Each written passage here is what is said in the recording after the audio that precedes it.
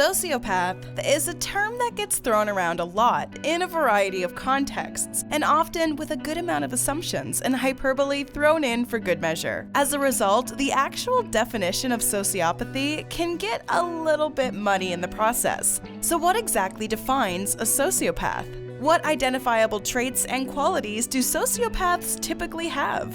And can a person with sociopathy experience things such as love and affection the same way that people unaffected by sociopathy can? Today, Bestie aims to take a closer look at what psychology and mental health experts have to say about the sociopath, in order to answer some of these commonly misunderstood questions. Before we start, it would make our day if you subscribe to Bestie and rang the notification bell to stay up to date on our daily videos and content.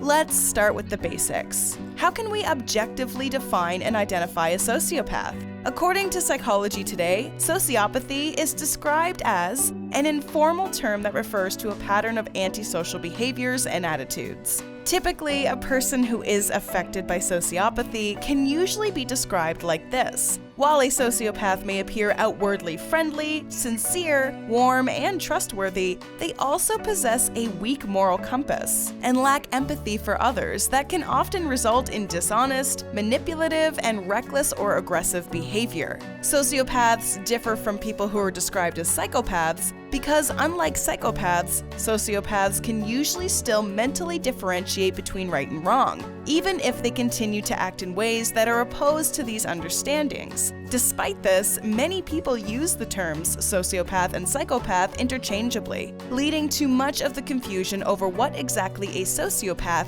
really is. The Diagnostic and Statistical Manual of Mental Disorders also describes sociopathy as being closely associated with another condition known as antisocial personality disorder. People affected by antisocial personality disorder are characterized by engaging in behavior that constantly serves to disregard and violate the rights of other people around them. Like other personality disorders, this condition usually takes hold around adolescence, though a diagnosis for this disorder usually isn't given to anyone under the age of 18. People with antisocial personality disorder typically exhibit manipulative, aggressive, and irresponsible behavior, as well as frequent lying, impulsiveness, and overall lack of remorse for their more unsavory actions. Clinical psychologist Clara Marie Manley describes antisocial personality disorder like so. Those who suffer from this disorder often engage in self-serving behaviors that are harmful to others. These behaviors can include lying, manipulation, verbal and physical assaults, impulsivity, and deception.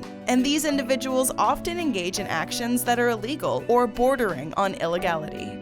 So far, we've established that people described as sociopaths lack empathy, which can lead them to manipulate and disregard the emotions of others in pursuit of personal gain. Despite this, sociopaths, and by extension, people with antisocial personality disorder, often seem to have no trouble drawing romantic interest from others, and many of them seem to form close bonds with friends, family, and loved ones the same as anyone else.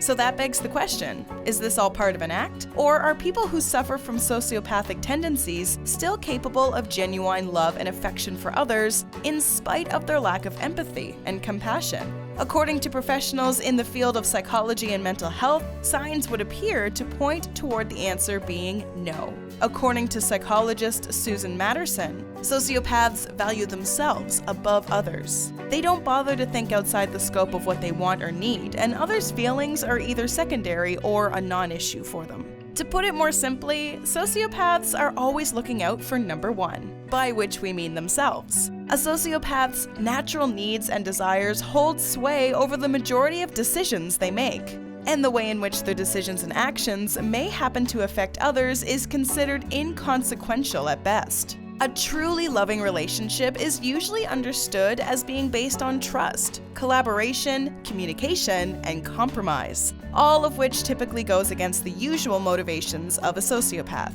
In other words, people with antisocial personality disorder may be incapable of real loving relationships because they are incapable of the things that are needed to facilitate that relationship, with lack of empathy being the biggest factor. That being said, while sociopaths might not be capable of love, they can certainly give off the appearance of being in love with someone. According to forensic psychologist Daryl Turner, sociopaths can potentially be talented actors when it comes to making others believe that they are capable of love.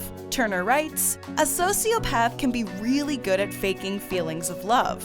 It's common when a sociopath enters into a relationship to behave very lovingly or otherwise affectionately toward their partner, at least at the beginning. Sociopaths can often be charming and charismatic, and if it suits their current needs, many of them can easily give off the appearance of a truly loving partner. However, once those needs have been met, the facade of love may eventually crumble away as the sociopath begins to show their true nature." According to Turner, people suffering from sociopathy will almost invariably become more controlling, manipulative, and derogatory over the course of a personal or romantic relationship. And because people with this mental health condition don't feel empathy to others or remorse for their actions, you can't expect them to change or ease up anytime soon either.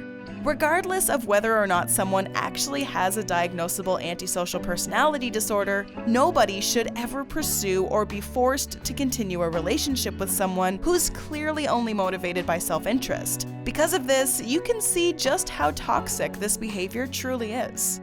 So how can you potentially identify some of the red flags of sociopathy? According to therapist Bill Eddy, a sociopath can be identified as part of 3 steps that he refers to as the WEB method: words, emotions, and behavior. The first step, words, deals with the way a potential sociopath speaks to you. As Eddy puts it, sociopaths are fast talkers and frequent liars, and have a tendency to deal in extremes in terms of stories, promises, and plans. Pay attention to what the person is saying to you. Are they trying to build you up with lots of honeyed words and praise? Are they trying to break you down with shifting blame and threats? They might even switch back and forth between the two on a whim, based on whichever one they deem more useful to get the leverage they want in the conversation. Sociopaths will also often attempt to find your weak spots and zero in on them, either to boost your ego or directly attack your most vulnerable traits. The second step, emotion, deals with the way a potential sociopath makes you feel. The words and actions of a sociopath can often instill you with extreme emotions such as fear, infatuation, or even extreme sympathy.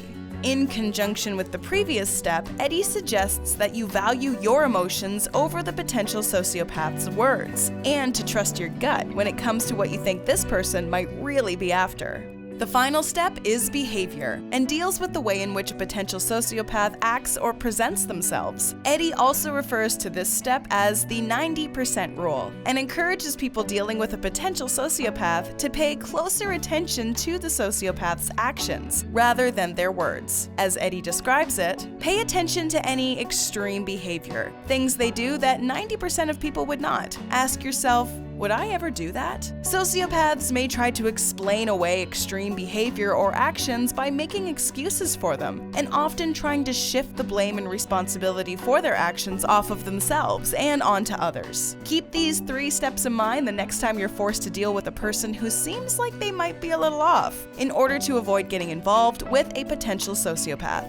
Sociopathy is a term that not a lot of people have a solid grasp on, in part due to its common confusion with other terms such as psychopathy. We hope that this video will provide you with a more concrete and specific understanding of sociopaths, as well as what characterizes and motivates them and what they're capable of. So what did you think of this video? Did you find it helpful or informative? Or do you disagree on one or more of the points we've made? We always love to hear what you think, so be sure to let us know in the comments section below and help us keep the conversation going. Enjoyed this video?